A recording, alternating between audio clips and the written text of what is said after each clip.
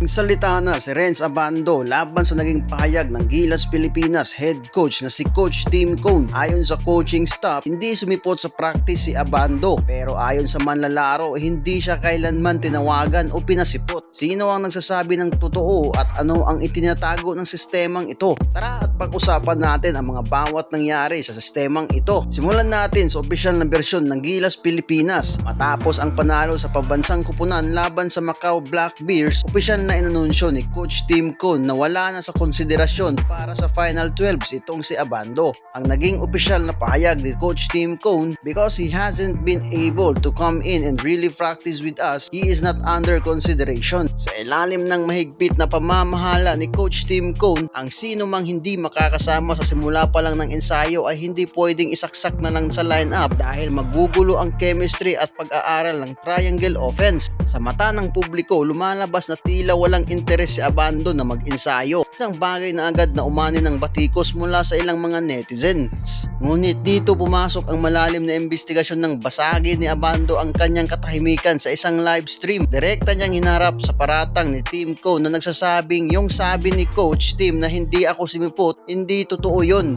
Hindi ako pinasipot. Paano ako pupunta sa practice kung walang schedule na ibinibigay sa akin? Kung susuriin natin ang timeline bago ang insidente, opisyal na naglaro si Abando para sa Strong Group Athletics o SGA sa William Jones Cup sa Taiwan. Ayon kay Abando, alam ito ng Gilas team managers na Coach Richard Del Rosario. Nagkaroon sila ng kasunduan sa pag-uwi niya mula sa Taiwan. Doon siya bibigyan ng formal na tawag at schedule kung kailan magre-report sa Gilas practice. Ngunit ayon sa kampo ng manlalaro, lumipas ang mga araw at walang anumang tawag o text na natanggap si Abando. Binigyan diin pa niya na bilang manlalaro, alam niyang hindi ka pwedeng basta mag-gate crash sa isang saradong ensayos ng national team kung hindi ka opisyal na pinapatawag. Saan nga ba nagkaloko-loko ang usapan? Nang sa wakas ay magkaroon ng contact. Patapos na ang PBA Finals kung saan naghahanda na rin ang mga local PBA players na bumalik sa Gilas. Dito na sinabihan si Abando na hindi na umano aabot ang proseso ng kanyang visa para sa paparating na biyahe ng kupunan. Ayon kay Abando, kung naging maaga at maayos lang sana ang koordinasyon ng pamunuan, napakadaling gawan ng paraan ng usapin sa visa. Dahil dito lumabas ang mas masakit na realidad. Naramdaman ng manlalaro na hindi siya itinuturing priority player,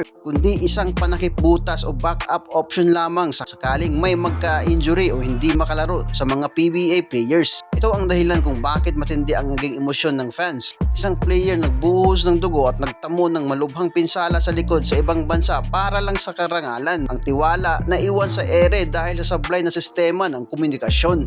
Ano ang konklusyon sa investigasyon na ito? Malinaw na walang nagsinungaling ng hayagan, kundi mayroong malaking lamat sa koordinasyon ng Samahang Basketball ng Pilipinas o SBP. Habang pinaninindigan ni Coach Tim Cone ang kanyang no practice, no play policy, may karapatan din si Abando na madismaya dahil hindi siya nabigyan ng tamang respeto at formal na abiso. Sa huli, ang Philippine Basketball ang naging talunan dahil hindi natin nakita ang isang Air Abando na lumipad para sa Gilas. Gayunpaman, pirma ni Abando na nananatili siyang kumite sa bansa at umaasang makakabalik sa FIBA World Cup qualifier sa darating na Nobyembre kapag maayos na ang pamamalakad. Kayo mga ka-fast break, matapos ninyong marinig ang magkabilang panig, sino sa tingin nyo ang may mas malaking pagkukulang? Ang strict policy ba ni Coach Tim Cone o ang kakulangan sa communication ng Gilas Management? Kung nagustuhan mo ang video na ito, huwag kalimutang mag-like at mag-subscribe at follow mo na rin ang ating mga social media platform. Maraming salamat sa panonood. Peace out mga ka-fast break.